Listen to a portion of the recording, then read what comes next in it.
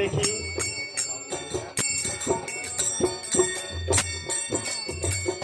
দেখো এই তো আজকে এই বসন কে কেটেছে? রোজ রোজ তো আমি কাছি। হ্যাঁ, তুমি তো রোজ রোজ কাচো ফসল, কিন্তু রোজানা দুগ্ধ এই হারবলের গন্ধ খায়। আজ কেন দুগ্ধ নয় গন্ধ খাচ্ছে? সত্যি কথা বলবো, হ্যাঁ, সত্যি করে আমার বলো। বাড়ি একটা বন্ধু এসেছে।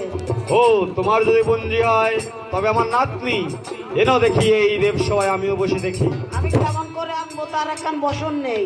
ও তাই বুঝি? তবে নাও, আমি দিচ্ছি তোমাকে বসন। এই বসনের কান্ডারি করে তাকে আনো এই দেবসভায়।